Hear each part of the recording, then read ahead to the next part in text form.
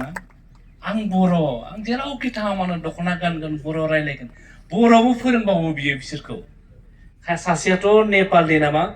हाबाय आरो बिदिनो बर' रायलायबाय थानाय खोनायो आरोखि दा एखमब्ला जोङो बिराद फरायनो बायोना आं सल' मोनसे खिथानोसै आरोखि बिराद फरायनो बायो जोंनिनो गार्जेनफोर दङ बेबायदिनो सानसेखालि स्कुला बन्दनि उनाव गरम बन्दनि उनाव खुलिबाय आरो स्कुला खुलिनानै मा जाबाय क्लास 9 नि फरायसाया क्लास 8 नि फरायसाखौ नाङा फाङा खावलायाव बुहरबाय आरोखि बियो ना खावलायाव बुहरनायाव बे क्लास 8 नि फरायसाया बुंबाय 9 खौ हाब नोंखौथ' दाय मावाखैना नों मानो आंखौ जानला माला खावलायाव बुहरखोनानै बे क्लास 9 नि फरायसाया बुंबाय आरोखि बुजानाय 8 आ सोंनायाव बिनिफ्राय 9 आ मा होनखौ मिथिबायना आंथ' सिनियर ना नोंनि मोनसे क्लास सिनियर आं गिदिर नोंनि क्लास ओंखायनो नों क्लास 8 नालाय आं नोंखौ बुनो हायो होननानै बुदों आरोखि बियो दा क्लास 8 आबोथ' बाथ्राखौ खोनाबाय नालाय बियो दलर थासिगोन नामा अब्ला आंबोथ' क्लास 7 खौ बुनो हागोन ना 8 नि फरायसाया क्लास 7 खौ थाव सोहरफिनलायबाय आरोखि बिनिफ्राय दाना क्लास रुमानो थाव थु जाजोब्बाय आरो ना 8 आ 7 खौ 7 आ 6 खौ 6 आ 5 आव 5 आ 4 4 आ 3 बिदि बुलांलांबाय थाबाय आरोखि दा क्लास 1 आ सफैबाय दाना बे क्लास 0 दङ ना बे 0 आ सानबाय आंखौथ' 1 आ बुसिगोन दाना आं खारग'ला बे मा जाबाय गिनानै दाना मा खालामगोन बुजासिगोन ना बियो बे बेन्चनिफ्राय सिखारनानै मा खालामबाय बे खनायाव जिरायहैबाय आरो गिनानै सोरो बियो 0 आ माने 1 आ बुसिगोन बेखौ ना खारग'ला बियो बे 1 आ मा खालामबाय मिथिगौना बेखौ बै 0 आ जे गिनानै खनायाव जिरायहैबायना 1 आ नायगासिनो 1 आ नायनानै बुंबाय ओइ नों गिनो नाङा नोंखौ आं बुवाथ' नों रथ'लाय नों थाथ'नानै 1 आ बे 0 नि खाथियाव थांनानै ग्रोब जिरायहैबाय 0 आ बेसेबां जाखो 10 जाबायना जायाखै ना 10 जाबाय बे 0 मोन 1 आ जेब्ला खाथियाव जिरायहैबाय ना बेसे जाखो बेयो 10 जाबाय आरोखि बे 0 आ मा बुंदों मिथिगौ ना नों जे आंनिख्रुइ गिदिर नों दिनै आंखौ बै 0 खौ नों फैनानै आंखौ बुवासिबो रायासिबो नाथाय नों आंखौ 0 खौ फैनानै नों आंखौ दिनै गिदिर खालामबाय बेसे खालामखो 10 खालामबाय आरोखि नों मानो खालामखोनानै 0 आ 1 खौ सोंबाय आरोखि अब्ला 1 आ मोनसे बाथ्रा बुंदों खोनासं नोंसोरो 1 आ मोनसे बाथ्रा बुंबाय जाय मानसिया गावखौनो गिदिर सानो जाय मानसिया गावखौनो लेखा गोरों सानो गिदिर होननानै सानो बे बुंब्लाबो गिदिर नङानो आरोखि ना गिदिर नङा खिन्थु जाय मानसिया गुबुनखौ गिदिर खालामो जाय मानसिया गिदिरखौ मोजां खामानि मावो बेखौसो गिदिर मानसि होननानै बुङो होननानै बुंदों आरोखि ना ओंखायनो नलेज जोंनो मा नांगौ गियान नांगौ ना दा गियानखौ मोननांगौब्ला नों मा खालामनांगोन फरायनांगोन दा फरायनांगोन नोङो बे नोंनाव थाखा दङ फैसा दङ नोंसिनि आइ आफानाव नोंसिनावथ' थाखा फैसा गैया नोंसिनि आइ आफानाव सोरनाबा 30 बिघा हा दङ सोरनाबा 10 लाख 20 लाख फैसा दङ बे 10 लाख 20 लाख फैसाया सानसे समाव जोबनोबो हागौ ना नोंसिनि आइ आफानि सम्पतिया सोरबा सेना लांनोबो हागौ गोमालांनोबो हागौ नाथाय जेब्ला नों फरायनानै गिदिर मानसि जायो लेखा गोरों जायो रोङो नोंनि बे लेखाखौ सोरबा सेना लांनो हागोन नामा रावबो हाया आरो ओंखायनो जोङो बिराद खस्थ' खालामनांगोन लेखा गोरों जानांगोन आरो निसिमा दख'रा दुलाराय बर' फरायसा आफादाबो बे थांखिखौ लानानै नोंसोरखौ लानानैनो जोङो बे हाबाफारिखौ लादों नोंसोर दा गोसो होनांगोन फरायनो गोसो होनांगोन आरो जों एखमब्ला बायो नङा होमबा फरायनो बिराद बाखायो आंबो बायो बे सारमोना होबाय गासिबो बायो आरोखि फरायनायखौ बिराद बायो नाथाय आं नोंसोरनि मोनसे बाथ्रा बुंगोन आरोखि नों जेब्ला फरायनो बायोना नोंसोरनि आइया जुदि ओंखामसालियाव ओंखाम संनानै दङब्ला आफायाबो गय बारिफोराव खामानि मावनानै दङब्ला नों जेब्ला फरायनो बाबायना आइखौ खनसे लिंहर आरोखि नोङो आफाखौ खनसे लिंहरनानै आइनि मोखांखौ नाय आफानि मोखांखौ नाय आरो हायोब्ला खनसे आथिङाव हमनानै गुग्रुब खुलुम आरो नों आइ आफाखौ मानो मिथिगौ ना बै नोंसोरनि आइ आफाया नोंसोरखौ गिदिर गोलाव जानो थाखायनो स्कुलाव फरायहोदों दा नोंसोरनि सायाव मोनसे सिमां दङ आरो आफाया जे आंनि फिसालाया आंनि फिसाजोआ देरनानै जोंखौ जि दुखु खस्थ' दङ बेखौ गैया खालामनानै गिदिर मानसि जानानै जोंखौ रुजु रुमु रायजो जाहोगोन मोनसे सिमां दङ ना बै आइ आफानि सिमांखौ सोर मोगथां महराव जाफुंहोगोन सोर नोंसोर नंगौ ना नङा ना दा बे मोगथां महराव जाफुंहोनांगौब्ला जोंनाव मोनसेल' हाथियार दङ आरो बे हाथियार जाहैबाय जों मोजां सोलोंथाइ लानांगोन आरोखि ओंखायनो आफ्रिकानि बारग' आफादगिरि डक्टर नेलसन मेन्डेला जायो नबेल पिस प्राइज मोनलांदोंमोन बिथाङा मोनसे बाथ्रा बुंदों आरोखि Education is the most powerful weapon which you can use to change the world. माने सोलोंथायानो मोनसे बयनिख्रुइ गोख्रोंसिन हाथियार जायनि गेजेरजों जों मा बुहुमखौनो सोलायहोनो हायोनो आरोखि दा नोंसोरनि गेजेराव इसिता समफ्राम मारि बे मालिबिटा बायदि जायगानिफ्राय काटार बायदि नों बेसे जौगा मोनसे जेराव थावखौ बिराद मोनो बे काटार बायदि जायगायाव दिनै बे यार वेस्टआव खामानि मावनो हानाया मानि थाखाय हादों बियो लेखा रोंनानै गुनि गियानि जानानै गोरों जानायखायसो दिनै काटार बायदि फरेन कान्ट्रियाव बियो खामानि मावनो हादोंना हादों ओंखायनो नों जुदि बे मालिबाटा ओनसोलखौ नोंनि न'खरनि दुखु खस्थ'खौ जुदि नोङो सोलायहोनांगौब्ला मोनसेल' हाथियार दं नोंनाव बे हाथियारानो जाहैबाय नोङो जेसेबां दुखु खस्थ' गैया मानो खैदां खैफोद गैया मानो बेखौ सौसिनांगौब्ला मोनसेल' हाथियार दङ बेयो जाहैबाय नों फरायनानै गिदिर मानसि जानांगोन ना जानांगोन आरो दा ओंखायनो फरायलांबाय था जेबो गिनो नाङा जों दङ ना एबसु दङ नोंसोरो जुदि माबा मोनसे असुबिदा जायोब्ला निसिमा दख'रा दुलाराय बर' फरायसा आफाद दङ चिरां जिल्ला दुलाराय बर' फरायसा आफाद दङ आरो जों दुलाराय बर' फरायसा आफाद दङ आरोखि मानोना नोंसोरखौ लानानै जों बिराद सिमां नुयो आरोखि दा बे मालिबाटायाव डक्टर इन्जिनियार जानोबा जोंनि राजु कुमार मुसाहारि सारा बुंनाय बायदि आंबो हाला साराबो हाला जोंनि उरखाव बिथाङाबो हाला बेयाव जेसेबां दङना रावबो हाला आरोखि बै जोंनि गार्जेनफ्राबो हाला आरोखि दा बे डक्टर इन्जिनियार जागोनबा सोर जागोन नों जानांगोन ना नोंबो जानांगोन आरो जानो हानाय गुना जों गासिनावबो दङ आरोखि आं खिथानोसै मारै जानो हागोन जोंनि एखमब्ला मा जायो मेट्रिकआव नोंनि लोगोआ फार्स्ट डिभिजन मोनलांबाय नों खिन्थु सेकेन्ड डिभिजन मोनबाय आरोखि दा नोंनि लोगोआ फार्स्ट डिभिजन मोननाय लोगो लोगो नों सेकेन्ड डिभिजन मोनबायना नों जेब्ला गावखौ गावनि लोगोजों रुजुयो नों दुखु मोनगोन ना मोनो दाना इस आंनि लोगोआसो फार्स्ट डिभिजन मोनबाय आं सेकेन्ड डिभिजन थालांबाय बेसेबां दुखु मोनोना ओंखायनो आं दिनै मोनगोन गावखौ गुबुनजों माब्लाबाबो रुजुनो नाङानो आरोखि ना रुजुनो नाङा बै नोंनि लोगोआ फार्स्ट डिभिजन मोनबायब्ला नों सेकेन्ड डिभिजन मोनबायब्ला नों जेब्ला रुजुयोना साफ्रोमबो मानसिनाव मोनसे खामानि मावनो हानायनि गोहो थायो आरोखि आंनावबो दङ नोंसोरनावबो दङ राजु सारनावबो दङ कामेश्वर बिथांनावबो दङ उरखावनावबो दङ निथुनावबो दङ जोंनि सारमोनाव गासिनाव दङ आरोखि जेब्ला नों गावखौ गुबुनजों रुजुयोना नों गावखौ फिसा खालामनाय जायो आरोखि आरो नोंनि बे हानाय गुना खमजुरि जालांनो हाया जायो आरोखि दा नोंथांनो सल' खिथानोसै माबायदि मोनसे जायगा आरोना सासे मानसि हाजो खाथियाव बिनि न'खरा बे नोंथांमोननि बे मालिबिटा बायदि आरोखि बिदि हाजो खाथियाव बेयाव मा मोनो बिराद गिदिर अन्थाइ बल्डार दङ आरोखि हाजोआव बे सानफ्रोमबो मा खालामो न'आव जानो गैया नालाय बेस्राया फिसाला सानै दङ गाव बिसि दङ गाव दङ आरोखि बे हाजोनि अन्थाइखौ थांनानै बियो सानफ्रोमबो बुख्रुबहैबाय थायो आरोखि एखमब्ला बिराद खस्थ' खालामोब्ला बे 1000 मोनो 1500 मोनो आरो एसे खस्थ' खालामोबा 500 मोनो आरोखि दा जोङो एखमब्ला दुखियाफोरा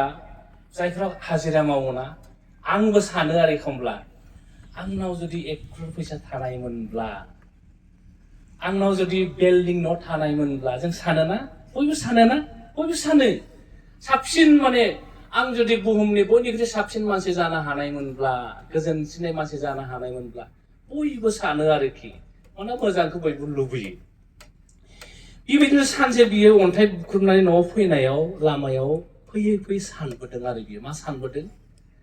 आं सानफ्रोमबो बिदिनो अन्थाइ बुख्रुब बुख्रुब आं मा गावनि जिउखौ आं दैदेनलांसिगोन नामा बे सानबाय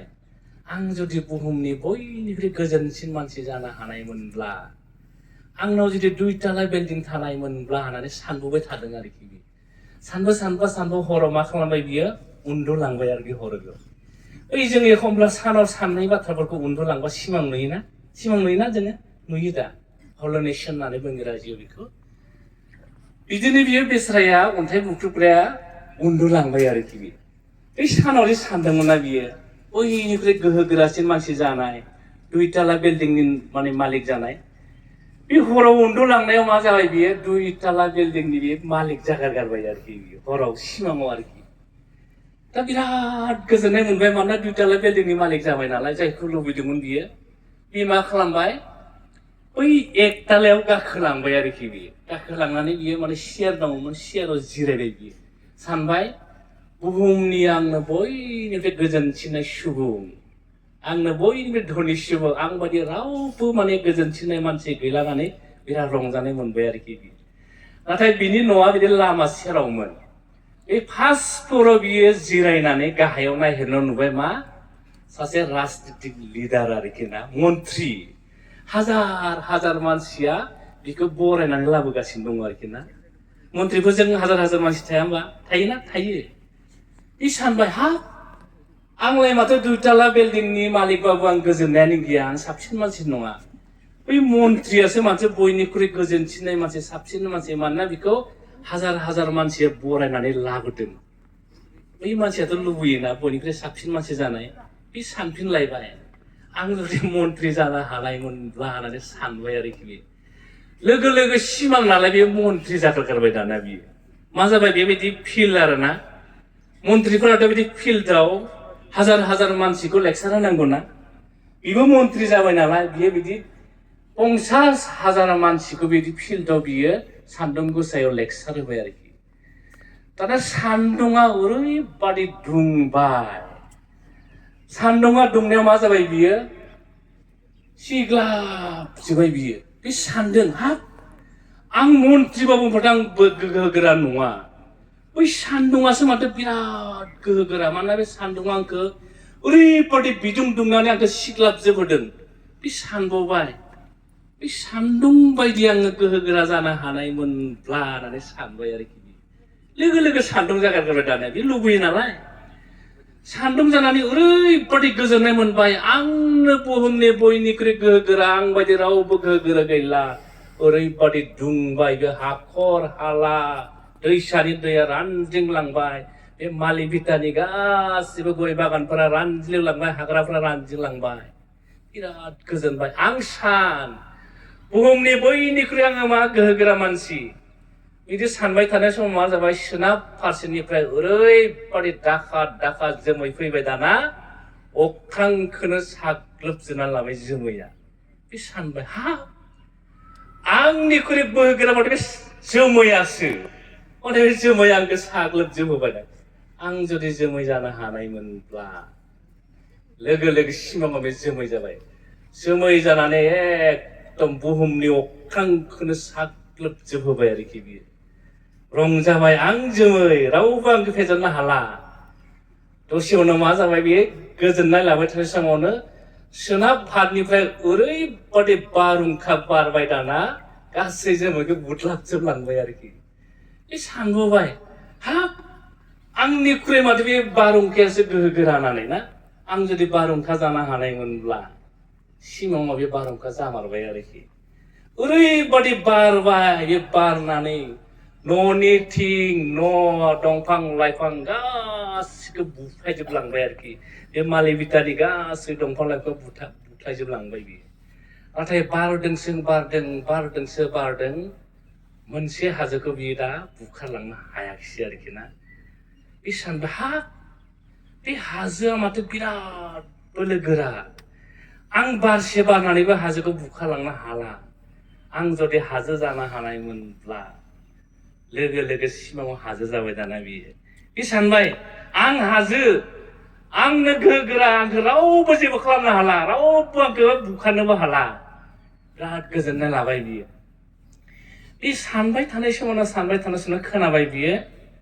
बे हाजोनि अन्थाइखौबो सोरबा ठक ठक ठक होननानै बुखागासिनो दङ आरोखि बियो ना बे सानबाय हाब बयनिख्रुइ गोख्रों बे हाजो सोर बिलाय बे हाजोनि अन्थाइखौ बुख्रुबनाया दाना लानानै बिराद जानो लुबैबाय मानोना बे गोहो गोरासिन जानो लुबैनाय नालाय बियो जानो लुबैदों एबार खनसेयाव ओरैबायदि जानो लुबैदों बियो जानो लुबैगासिनो नाथाय बियो जानो लुबैब्लाबो बै हाजोनि अन्थाइ बुख्रुबग्रा बायदि बे जानो हायाखै दानिया बियो ओरैबादि जोङो एखमब्ला सिरि मोनो खोथा रायलायनायफोरखौ जों खोनायो नाथाय जोङो देहाखौ जों माबानो हायाना माने मेगनखौ जों बेखेवनो हाया आरोखि बेबो ओरैबादि जादों बिसिनायाव ओरै जादों सोर बिलाय बे हाजोनि अन्थाइ दानख'ग्राया बियो मा जानो लुबैगासिनो नाथाय बे खनसेयाव बियो हाजोनि अन्थाइ दानख'ग्रा मानसि बायदि बे जानो हायाखिसै आरोखि लोगो लोगो बियो मा सिमांनिफ्राय सिरि मोननानै बियो सिखांबाय आरोखि बे सिरि मोननानै गावनि उन्दुनाय खथायाव मोनसे उवालाव आयना दङमोन आरोखि बे आयनायाव नुबाय बै हाजोनि अन्थाइ दानख'ग्रा जानो लुबैनाय बे रावबो नङा सोर बे गावनो आरोखि दा बे जोंनो बे सल'माखौ बुंदों मानोना बै जि जानो लुबैनाय हाग्रा मानसिया बे रावबो नङा बे गावनो आरोखि ओंखायनो जों साफ्रोमनावबो माबा मोनसे मावनो हानाय खालामनो हानाय गोहोआ जोंनाव दङ आरो बे गोहोखौ लानानैनो जोङो गावनि फिउचारखौ गावनि जिउखौ जोङो लांनांगोन ओंखायनो don't try to compare yourself with others ओंखायनो गावखौ गुबुनजों माब्लाबाबो रुजुनो नाङानो आरोखि दा नोङो गावखौ गुबुनजों रुजुआब्ला नों मा खालामनो दा you have to challenge सोरजों जाय फार्स्ट डिभिजन मोनबाय जाय नोंनिख्रुइ साबसिन फरायना मोनबायना बेखौ चेलेन्ज खालामनांगोन माबायदि चेलेन्ज आंनि लोगोआ फार्स्ट डिभिजन हायोब्ला आंबो मेट्रिकआव सेकेन्ड डिभिजन मोनदोंब्लाबो आं हायार सेकेन्डारियाव आंनि लोगो बायदि फार्स्ट डिभिजन मोननांगौ होननानै नोङो चेलेन्ज खालामनांगोन आरोखि हागोन ना जों हागोन ना हानांगोन मानोना हानाय गुना नोंनावबो दङ आंनावबो दङ जायफ्रा फार्स्ट डिभिजन मोनदों बिनि ब्रेनाबो एखे जायफ्रा थार्ड डिभिजन मोनदों जायफ्रा फेल जादों बिसोरनि ब्रेनाबो एखे आरोखि खिन्थु नों ब्रेनखौ बोरै बाहायो बिसोरनि सायाव सोनारगोन नोंसोरनि सायाव सोनारगोन आंनि सायाव सोनारगोन दा ओंखायनो बुंदों आंनि जिउनि बिगोमाया आंनि आइ आफाबो नङा आंनि आदा आबाबो नङा आरोखि आंनि जिउनि बिगोमाया सोर आंनि जिउनि बिगोमाया आंनो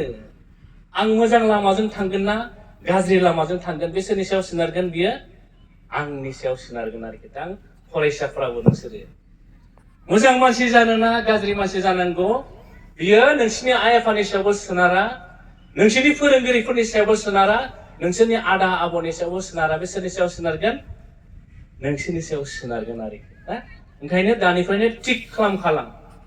मा खालामनो मोनसे थांखि लाखा आरोखि नों मा जानो एक नम्बर थांखि लाखा नोङो डक्टर जानो ना इन्जिनियार जानो ना पुलिस जानो ना आर्मि जानो ना सिख्लाफ्रा एयार हस्टेस जानो ना बिउटिशियान जानो जोंनाव 12,000 अपसन दङ आरोखि 12,000 अपसन माखौ जानो नोङो दानि दिनाव बिउटिशियानफ्राबो ना बेसेबां थाखा खामायोना ओंखायनो मोनसे थिग खालामखाला दहाय जोंनि बेखेवगिरिया बिथाङा बुंनाय बायदि सिमां नुनांगौनो आरोखि ओंखायनो डक्टर एपिजे आब्दुल कालामा बुंदों सिमां नुनांगौ खिन्थु सिमां नुनाया हराव उन्दुना नुनाय सिमाङा नङानो सिमाङा ओरैनो जाय सिमाङा नोंखौ ओरैनो दलरै थानो होआ जाय सिमाङा नोंखौ अराय सांग्रां खालामो बिनि थाखायनो मोनसे एम ला थांखि ला नों जुदि डक्टर जानांगौब्ला नों जुदि इन्जिनियार जानांगौब्ला नों जुदि प्रफेसार जानांगौब्ला नों बेंकार जानांगौब्ला आर्मि अफिसार जानांगौब्ला जों बयबो जानो हायो बै थांखिखौ लालाय नोङो जाय थांखि लायोना बै थांखिया नोंखौ दलद थानो होनाय नङा आरोखि नों फराय माना नों डक्टर जानांगौ ना नों एयार हस्टेस जानांगौ ना नोङो BSc नार्सिं फरायनांगौ बै थांखिया जोंखौ इथुबाय थायो आरोखि ओंखायनो डक्टर APJ आब्दुल कालामा बेखौनो बुंदों आरोखि ओरैबायदि सिमां ला जाय सिमाङा नोंखौ ओरैनो दलरै थानो होआ ओंखायनो जों दिनै एबसुनि सासे सोद्रोमा महरै नोंसोरखौ 1 नम्बर थांखि लानो होगोन आरोखि आं दिनै 2 नम्बर दा मालिबिटा हाई स्कुल जायफ्रा फरायबाय थादों खाथि खालायाव जायफ्रा फरायबाय थादों दा नोङो आर्ट्सआव फरायगोन साइन्सआव फरायगोन कमार्सआव फरायगोन नों दा नोङो दानिफ्रायनो सायख'खा बे चिरां जिल्लायाव आर्ट्स फरायनो थाखाय अबे कलेजआ साबसिन सायख'नांगोन ना सायख'नांगोन जायफोरा एडभान्स फरायसाना सानफ्रोमबो बिसोर केरियारखौ लानानै सिरियास आरो बिसोर केरियारखौ लानानै सिरियास बेनि थाखायनो आं जुदि डक्टर जानांगौबा इन्जिनियार जानांगौब्ला साइन्सखौ अबे कलेजाव फरायगोन इन्जिनियारनि थाखाय डक्टरनि थाखाय अबे कलेजाव साइन्सआ साबसिन बै एडभान्स फरायसाफ्रा बेखौ सानफ्रोमबो सानो आरोखि ओंखायनो दानिफ्रायनो आं नोंसोरखौ खावलायगोन आर्ट्स कमार्स एन्ड साइन्स बे चिरां जिल्ला साखाथियाव अबेयाव फरायब्ला आङो मोजां जागोन दानिफ्रायनो थिग खालामखा 2 नम्बर आरोखि एदा आं मोनसे बाथ्रा बुंगोन दे नोङो जिउनि थांखि लानाया जोंनि बुंनायाव लाबा जानाय नङा नोंसिनि आइ आफानि बुंनायाव लाबा जानाय नङा नोंसिनि फोरोंगिरिनि बुंनायाव लाबा जानाय नङा आरोखि मानो आं दहाय बुंदों ना आंनि जिउनि दैदेनगिरिया आंसो आं आर्ट्सआव साइन्सआव मोजां ना मेथ्सआव मोजां ना इंराजियाव मोजां सोर मिथिगौ आंसो मिथिगौ ना बेलेगाथ' मिथिया ना मिथियो नामा मिथिया ओंखायनो नोङो साइन्सआव लानो आर्ट्सआव लानो कमार्सआव लानो दानिफ्रायनो थिग खालामलाखा खिन्थु आइ आफाया नोंखौ एकदम नों साइन्सआवनो मोजां नङा मेथ्सआवनो मोजां नङा नोंखौ जुदि जोर जबरदस्ति डक्टर इन्जिनियार बानायनो नागिरोब्ला नों जानो हागोन नामा नों हानाय नङा लामा ससेयाव नों आन्दायना थाहैगोन आरोखि ओंखायनो नों गावखौनो सोंग्रो 5 किल'मिटार खारनो हायो ना 10 किल'मिटार थाबायनो हायो नोंसो साबसिन मिथिगौ ना ओंखायनो दानिफ्राय नोंखौ थिग खालामो आरो आं दिनै बुंगोन दिनै साइन्सआव फरायनोब्ला मोनसे अपसन होगोन आरो नोंसोरनो आनन्दराम बर' एकाडेमि पाठशाला बेखौ नोंसोर मोनसे अपसन हिसाबै लानो हायो 2 नम्बर बरमा पायनार एकाडेमि बेयाव थांनो हायो 3 नम्बर गरेश्वर साइन्स एकाडेमि बेयाव थांनो हायो आरो जुदि नोंसोरो 80+ 90 नि खाथि मोनदोंब्ला रामानुजार सिनियर सेकेन्डारि स्कुल नगाव बेयाव थांनो हागोन आरो आं दिनै बुंगोन जाय गथ'फ्रा रामानुजन सिनियर सेकेन्डारि स्कुलाव फरायनो खाबु मोनो जाय फरायसाफ्रा पाठशालानि आनन्दराम बर' एकाडेमियाव फरायनो खाबु मोनोना नोंसोर आरो जिउआव कुनु दिना नोंसोरो नायफिननो गोनांथि गैया मानोना बैबादि कलेजफोरा नोंसोरखौ डक्टरबो बनायगोन इन्जिनियार बनायगोन नोंसोरखौ प्रफेसरबो बनायगोन आरो दा बेयाव जुदि नों फरायनो खाबु मोननांगौब्ला नों खस्थ' खालामनांगोन ना नों खस्थ' खालामाबासो नों 90 मोनगोन 92 मोनगोन 93 मोनगोन ओंखायनो जोङो 3 नम्बर जों बिराद गोब्राब फरायनांगोन हार्ड नों जुदि दिनै 2 घन्टा फरायदोंबा गाबोननिफ्राय 3 घन्टा खालाम 4 घन्टा खालाम 5 घन्टा खालाम फरायलांबाय था मानोना प्रेक्टिस खालामबाय थायोब्ला मोनसे हुदा जायो आरो हुदा नों खनसे जुदि नों हेबिचुएट जाबाय हुदा जाबाय थैना थांब्लाबो नों बावगारनाय नङा आरोखि आं नोंसोरनि एग्जाम्पल होनो नागिरदों दाबो नोंसोर गोसोखांगोन स्कुलाव LP स्कुलाव सोरबा मेडाम सारा जुदि नोंसोरखौ मोजां फोरोंदोंब्ला बै सारा फोरोंनाय बाथ्राया नोंसिनाव दाबो गोसोआव दङ थायोना थायो दाना थायो मानोना मोजां फोरोंगिरिया फोरोंनाय बाथ्राया नोंनि मेलेमावल' थाया नोंनि गोरबोआव थायो आरोखि आरो जाय जिनिसा गोरबोआव थायोना बे जिनिसा माब्लाबा मानसिया बावगारनो हाया आरो ओंखायनो मा होनदों willingness to study फरायनो गोसो जानाय फरायनो लुबैनाय साफ्रोमबो फरायसाफोरनाव बेयो थानांगोन आरो नोंसिनाव थानांगोन आरोखि दे बेखौ लांबाय था बेनिफ्राय 4 नम्बर दिनै फरायबाय गाबोन फरायला समफोर फरायला जों जायोना एखमबा मेथ्सखौ दिनै फरायबाय आं फरायलायदो गाबोन फरायनोसै इंराजिखौ आं दिनै फरायलायदों गाबोन फरायनोसै जोंनियानो जाया बिदिना नाथाय बिदि जानाङा सानफ्रोमबो फरायबाय था नों फरायबाय था नों सानफ्रोमबो फरायबाय थायोब्ला आं दिनै बुंगोन नों जुदि इंराजि मेथ्स साइन्सखौ फरायबाय थायोब्ला नों गावनो मिथिगोन जे नोंनि क्लास 10 नि इंराजिया पेज नाम्बार 8 आव मा चेप्टारा दङ पेज नाम्बार 9 आव मा चेप्टारा दङ पेज नाम्बार 10 आव मा चेप्टारा दङ जायना जाया जोङो जायो दाना बिनि थाखाय जोङो फरायनांगोन आरोखि आं जास्ट बेखिनि बाथ्राखौ नोंसोरनो बुंबाय आरोखि दा हागोन ना हाया हागोन ना हागोन जेबो गिनो नाङा मानोना मेलेमा जोंनाव बयनावबो दङ आरोखि ओंखायनो नों माबायदि इउज खालामगोन मादि बाहायगोन बिनि सायावसो आरो 2 नम्बर मोनसे बाथ्रा बुंनि आङो दानि दिनाव मबाइलनि इउज आं दिनै बुङा नोंसोर मबाइल बाहायनो नाङा होननानै आं बुङा आरोखि खिन्थु नों मबाइलखौ बोरै बाहायगोन सांग्रां जाखा आरोखि नों जुदि मबाइलखौ मोजां बाहायनो रोंदोंब्ला नों मोजां जागोन आरो जुदि मबाइलखौ नों गाज्रियाव बाहायदोंबा नों गाज्रि जागोन आरोखि आरो नों जेब्ला 30 बोसोर जागोन 30 बोसोरनि उनाव नोङो जेसेबां नों खाफालखौ दाखुरा होननानै सानब्लाबो नों बेनिफ्राय उदां जानो हानाय नङा ओंखायनो मबाइलाव नायदो नोङो बेसेबां मोजां इउटुब दङ ना बेयाव मेथ्सनि सलुसन मोनगोन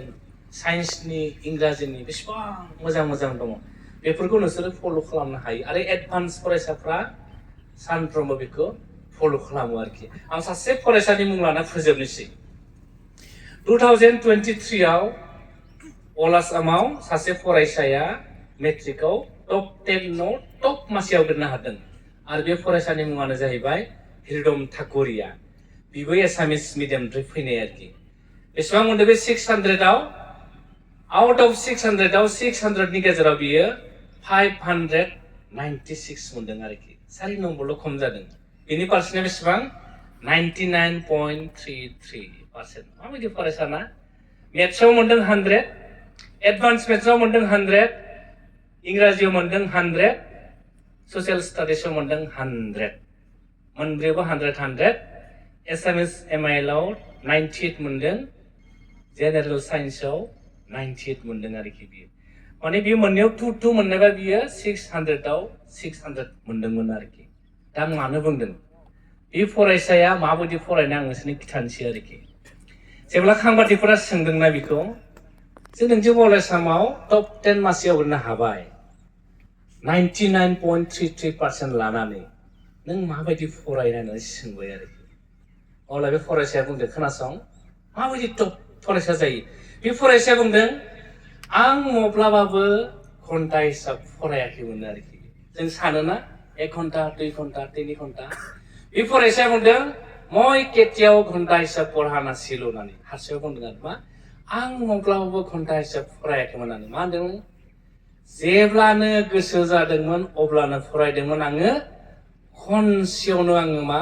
गोसोआव लाखिनो नाजादोंमोन आरोखि माबायदि फरायसा नालाय ओंखायनो फरायनाया बै नोंनि आइ आफाया बुंनायाव फरायबा नों जानाय नङा आरोखि फरायनाया फोरोंगिरिफ्रा रायै फरायोब्ला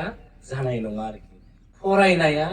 नों गोसो जानानै फरायनांगोन नांगोन ना नांगोन नों जेब्ला ओंखाम उखैयो आइनाव ओंखाम बिना बिया आइ ओंखाम उखैबाय आंनो ओंखाम हरदों मानोना नों ओंखाम उखैबाय